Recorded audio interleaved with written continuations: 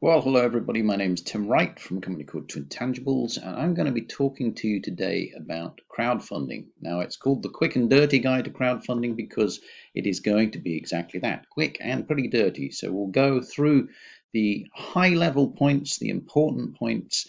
Clearly, there's a lot of detail that we could go into, and we might do that with some later publications. But the intention is today to give you a very, very quick and rapid introduction to the principles of crowdfunding, what it is, what the typical aspects of it are that you need to know about, and importantly, how you would think about going about using crowdfunding and structuring a crowdfunding campaign for your own purposes.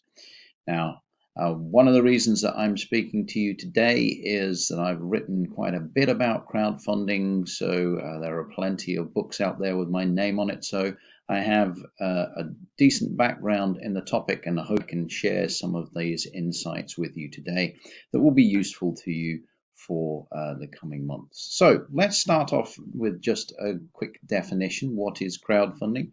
Well, crowdfunding is a mechanism of raising money from a distributed group of funders, which is the crowd, essentially people like you and me, and they provide a large number of relatively small sums, which when you bring them all together form a significant total. So this is not a new idea, it's been around for a long time, but it's something that's grown very, very rapidly and extensively in the last 10 to 15 years. For a number of reasons, but primarily because we can now undertake this process online. And by virtue of the fact that we can undertake this online, we can reach further in a much more cost-effective and simple and seamless, frictionless way. And because we can transact these things online, the cost of each transaction is significantly driven down. And as it is so low, it makes this mechanism of funding very, very viable and doable. Now, a couple of things I want to point out at this juncture. Crowdfunding is in large part undertaken online. And one of the things that I will refer to is a word called platforms. Now, a platform is an online shop window provided to you so that you can undertake a crowdfunding campaign. It gives you functionality that you will need to run a crowdfunding campaign. And the growth of platforms have been one of the factors that has driven the growth of crowdfunding more generally. And platforms that you may be familiar with would be platforms like Kickstarter, Crowdfunder, Indiegogo, Crowdcube. So when I talk about a platform, I'm talking about a particular online service provider that provides you with the mechanism for you to run a crowdfunding campaign.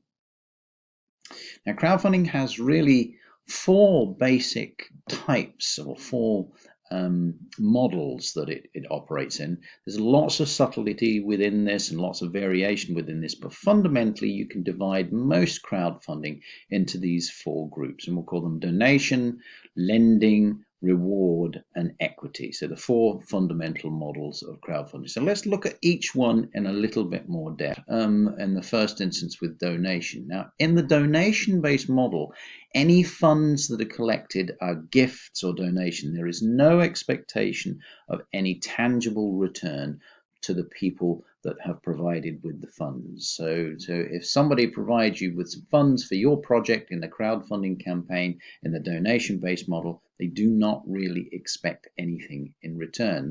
Their return is the kind of warm, fuzzy feeling that they've done the right thing. And platforms that we would typically come across that operate this particular model are platforms like Just Giving, Yimby, Rizoo. Just Giving, of course, very familiar to many of us for charitable giving, for people that are raising money through some type of physical exercise, maybe climbing Mount Kilimanjaro or running a marathon. So many of you will have used Just Giving, or many of you will have backed a Just Giving campaign. And in so doing, you have become involved in crowdfunding. You just may not have realized that. But the donation-based model is a very popular model, not typically used in many commercial circumstances. Sums that are raised are often quite modest, apart from some of the more high-profile charitable giving campaigns. Now, the second model that we're going to look at is what we call the reward-based model. And in this model, rewards or perks of different value are offered to supporters to purchase and buy in return for some funding. Now, this is by far the most popular and common model of crowdfunding, largely because it's a very straightforward, lightly regulated model, very understandable type of transaction.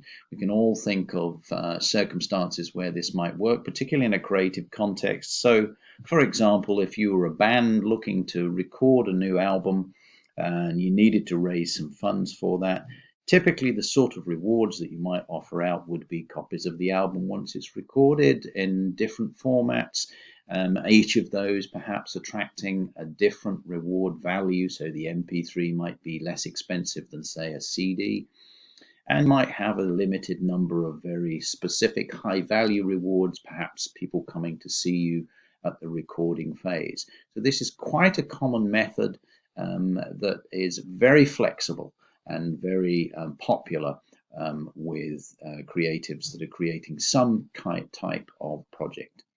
But platforms that are common within this, and they are so ubiquitous now that people will often use the names of the platforms when they're talking about crowdfunding generically.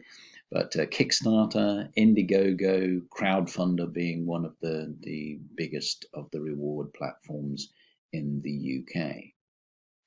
Now, the third model that we need to look at is what we call the loan-based model or the lending model. It's also known as marketplace lending, peer-to-peer lending.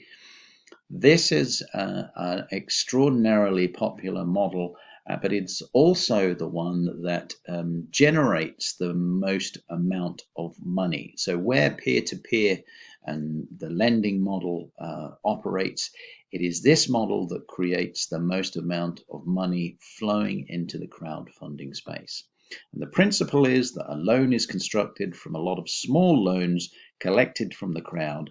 Most of these will be interest bearing. So it's possible for me, for example, to, along with thousands of others, provide, let's say, £10 to a creative that wants to take out a loan to put on a particular exhibition, for example.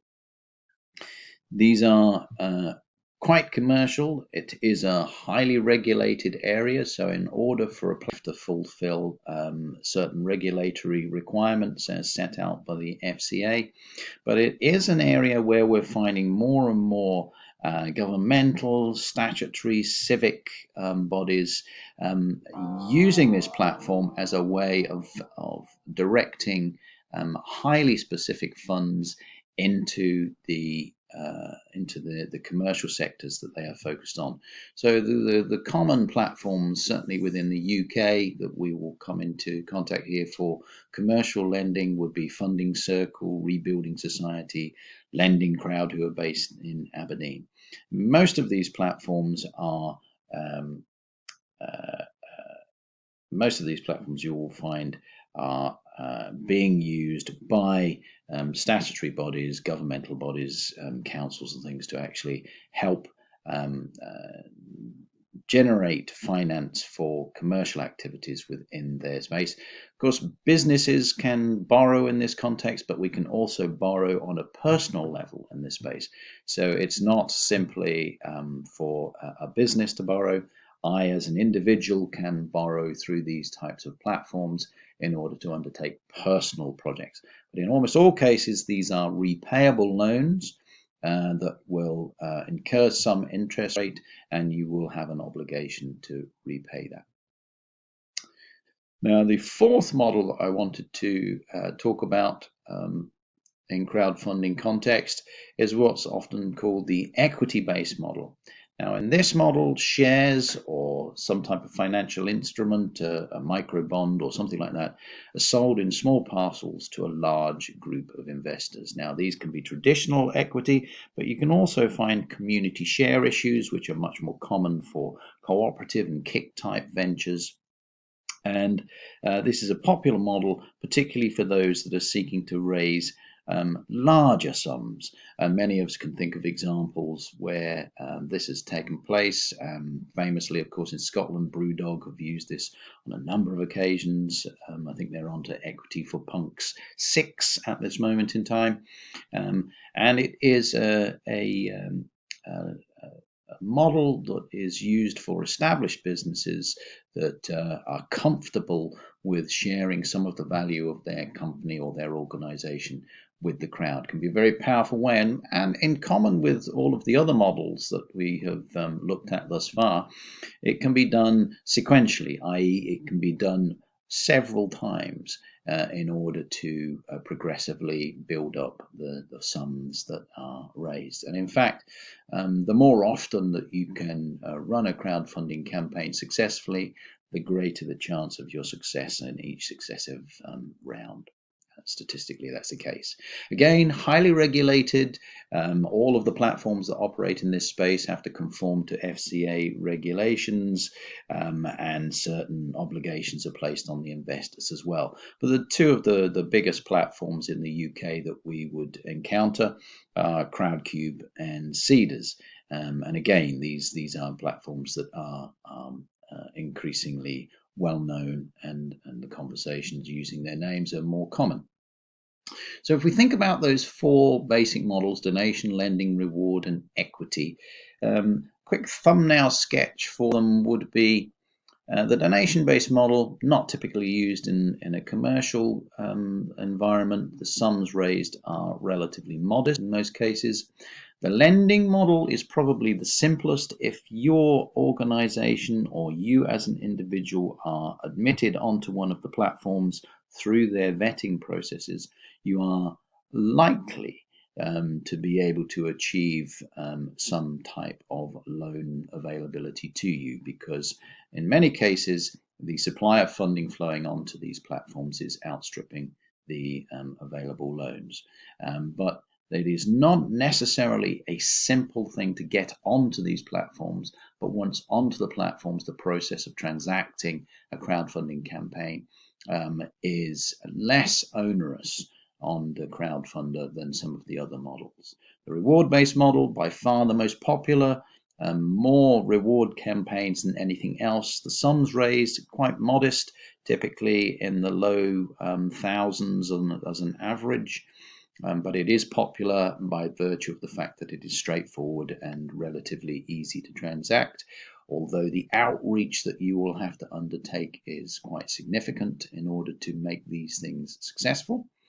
And the equity model is the area where the large individual crowdfunding sums are typically transacted. So here it's not unusual to find sums in the hundreds of thousands of pounds for a crowdfunding campaign. But key thing to think about crowdfunding, and it's often overlooked, is it's actually about a lot more than money. The types of returns that you can get from a crowdfunding campaign are really quite varied, and in many cases the returns in other areas other than money can be worth more simply than the funding itself. Now typically we would think of four main areas of return that you can get from a crowdfunding campaign. So obviously funding is one of them. Again, lots of nuance and subtlety in there, and lots to be considered as you consider that particular aspect of the crowdfunding campaign. But the three other areas we would tend to refer to as insight, communications, and networks. Now, every campaign is slightly different, but because crowdfunding is a demanding process, it's important that you ensure that you identify where it can return value to you, so that you are getting the maximum return for the effort that you're putting in. And there are common areas under each of these headings where some resolution and some return from engaging with the crowd can be of tremendous value.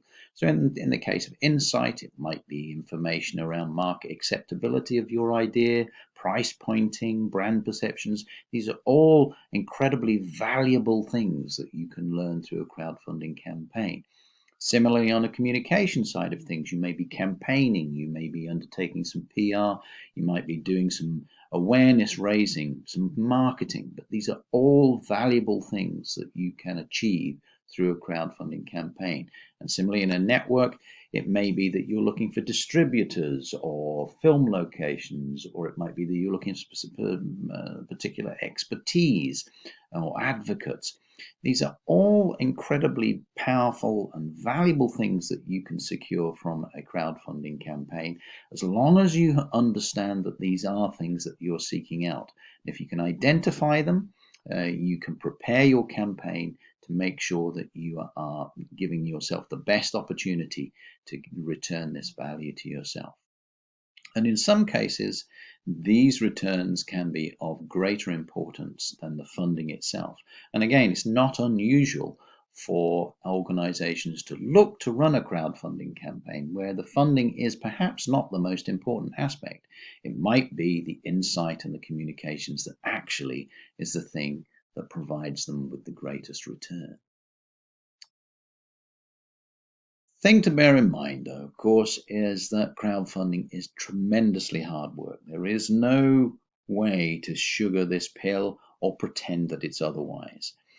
It is not uncommon for people to think that crowdfunding is simply a case of putting their marvelous project onto a crowdfunding and then simply flows in. It doesn't. It takes preparation, thought, resource, and time and effort to make these things happen. It's worth bearing in mind that crowdfunding and the landscape of crowdfunding is littered with people that don't achieve their goals in crowdfunding. They don't meet their financial targets, and they do not see the returns that they had hoped for. 70% of crowdfunding fail. Crowdfunding campaigns fail. But of course, in many cases, this is as a result of poor preparation, poor consideration of the effort that is involved, and lack of follow through from people that launch a campaign, doesn't get off to a good start, and they tend to not follow through. So with the right preparation and the right effort, you can make a success of this. Kind of my point. You need a plan. You can't run at crowdfunding without a plan and expect it to work. You need to put some structure into the process of undertaking a crowdfunding campaign. And with that in mind, I just wanted to share with you quite briefly the process that we tend to use. We call it the TAMP process. It is an acronym, of course, like all good management consultant frameworks.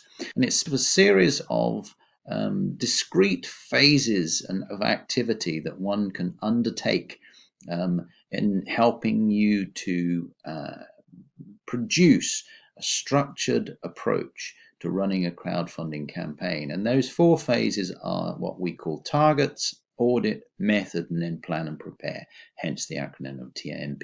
So I'm going to run through these quite quickly. Clearly, there's lots of additional detail that we could put into here, but this will give you a sense of the key pieces. And the sequence here, as you can see, in phase 1 is something that you can cycle back through. We encourage a sequential approach doing the targets, audit, and method, but you can also step back through these things as you finesse and adjust things to suit the particular aspects of your project before you build a rigid and structured plan.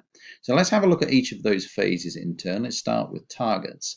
By targets, what we really want you to do is think hard about why you're doing this, how much it is that you need, when do you need it, who are you targeting. And the way to think about it is to get to those 4 areas, those 4 big groups of crowdfunding benefits, and think, what is it that I need to resolve out of this crowdfunding process?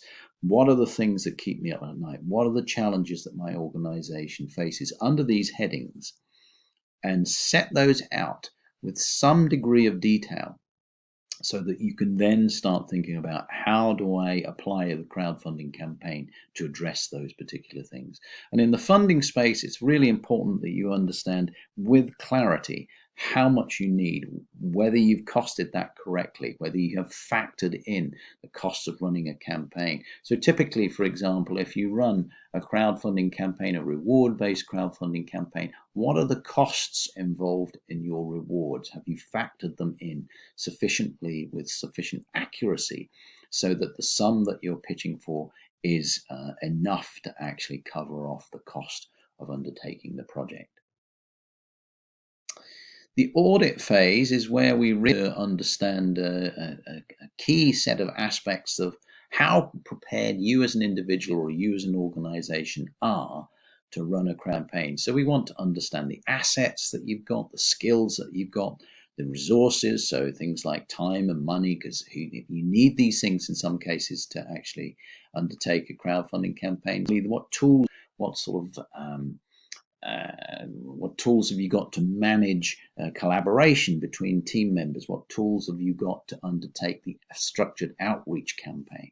But one of the most important assets that you will need to think about in your crowdfunding approach are what we call the social and relationship capital. What crowd have you got to start with?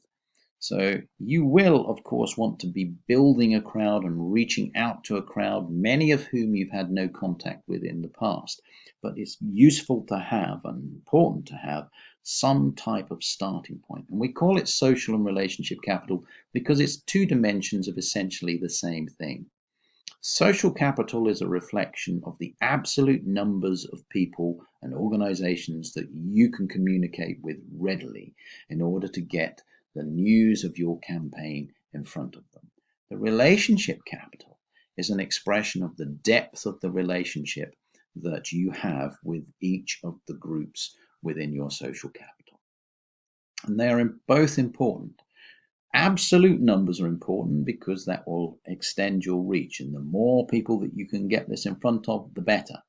Relationship capital is important because the deeper the relationship that you have with any individual or group within your social capital, the higher the chance that they will come and look at your crowdfunding campaign and the chance that they will back you. So you will want to, through the course of your campaign, be expanding both of these. You want to increase your social capital and deepen the relationship with as much of that social capital as you possibly can. But you want to understand what have you got to start with now. So do some audit of what you've got in by way of social and relationship capital to give yourself a sense of where you are at this time. Once you've done your targeting and your audit, then you'll need to think about which of the methods you want to use. Now, we know that there are essentially 4 models, each of which may be available to you. Within that, there are different forms that you can operate, what's known as the all or nothing or the keep it all model, and how long you want to run your campaign for. So quickly looking at the all or nothing and the keep it all model, these are quite important distinctions. And not all platforms run all of the models, so you need to think about this. The all or nothing model is where you introduce an element of jeopardy into your crowdfunding campaign. So you set a total that you wish to raise, you set yourself a time frame within which you're going to raise that, and you pitch your campaign. And if you reach your total within your given time frame, you have completed successfully and you get to keep the funding that you have raised, and you are obliged to honor any commitments that you've made to the crowd off the back of that, be it issuing rewards, issuing equity, repaying loans, etc. In the keep it all model, or I should say in the all or nothing model, if you don't reach your target within the time frame that you've set for yourself, then all bets are off. You don't get any of the money, and you're not obliged to actually pay out on any of the things that you had undertaken to in the course of the campaign. So it's all or nothing. You make your target, you get your money, you pay out on what you've said you're going to do. If you don't reach your target within the time, even if you just miss it, all bets are off. In the keep it all model, you essentially keep everything that you raise. But that's an important consideration because sometimes there are financial hurdles that you have to get across in order to deliver against the things that you're committing to do. So in those set of circumstances, the keep it all model probably doesn't work. If you don't reach your financial target, you may not be in a position to fulfill the obligations that you're entering into. So important considerations. And these will all inform the choice of platform. So you're using, whether you're going all or nothing, how long you want to run it for, and other rules and regulations will inform the platform that is right for your particular crowdfunding campaign, because they all have slightly different models and slightly different rules. And it's important that you actually identify the right one for you. I should point out that almost all platforms charge for running a crowdfunding campaign if you are successful. So a percentage, typically a percentage of what you raise in your crowdfunding campaign will go to the platform if you are successful. So once we've done those three assessment exercises, we can then think about the planning and the preparation. So the planning and the preparation typically falls into three phases, and what you're trying to do is establish what resources you need, who's doing what how you're going to identify and reach out to your crowd, the schedule on things are going to happen, and what we call a publishing plan, which is talking about how you undertake your outreach, how you communicate with people, what channels you use, what content you're going to create to do that, when you're going to do it, and how you monitor whether your message is getting to the crowd that you want it to get to. There's three typical phases to a crowdfunding campaign before your crowdfunding campaign starts. And we split it into the three phases because the emphasis of what you're doing will be different at each phase. But before your campaign starts is a tremendously important set of activities. So you're testing your messaging, making sure that the message that you're trying to put out to the crowd is understood and is clear. You're identifying the sort of targets that you want to reach out to, and you're building awareness and a sense of anticipation that your campaign is coming. After that, you get into the during phase. So this is when you've launched your crowdfunding campaign and you're trying to build and maintain the momentum that you initiated in the before phase. You're growing your social capital, deepening your relationship capital, undertaking lots of tracking, doing a lot of responding and reflecting to people. So people will ask you questions. There's an obligation on you to respond to those things throughout the campaign. Listen to telling you and adjust accordingly. And then it's often forgotten that afterwards, this is a tremendously important phase. You will have built a very valuable asset through the course of your crowdfunding campaign, and you need to think about how you continue to nurture and look after that so that you can return to it for valuable gains and returns to your organization, even in the future. And that might be a future crowdfunding campaign, it might be some crowdsourcing, it might be other activities that are really valuable and useful to you. So do not neglect the asset that you have created. And of course, there is an opportunity for you to cycle this by doing multiple campaigns sequentially. And building and establishing that ongoing relationship with your crowd asset for the future. Really important. I'm going to leave you with a couple of really important points. We have a terrible tendency as human beings to not listen particularly well. And in a crowdfunding context, you absolutely have to.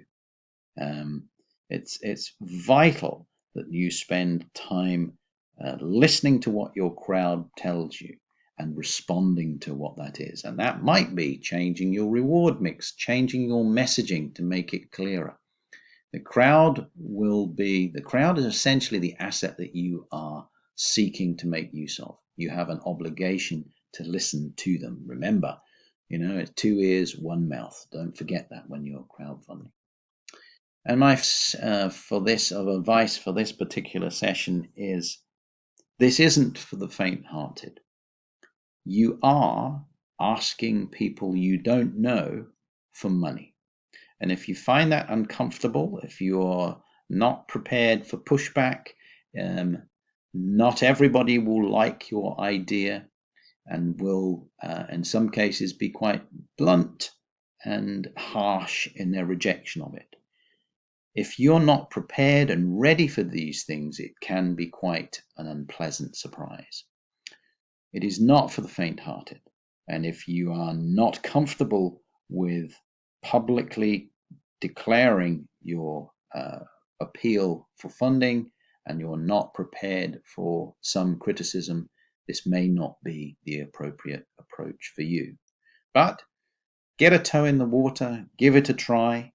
It is an invigorating, challenging, demanding process, but the returns can be absolutely tremendous. And there are many examples of individuals and organizations who have achieved tremendous returns from having a try at crowdfunding. I hope this has been a really useful, albeit very constrained and shortened version of an introduction to crowdfunding. Hope that we can come back and deal with some of these things in a little bit more detail, but as a quick and dirty guide to crowdfunding, you now have a sense of what it is, the models that it operates on, things to consider about how you would structure a campaign, and understanding that it is hard work, tough work, not for the faint-hearted, but something that can be tremendously valuable. I hope it's useful to you, and thanks for your attention.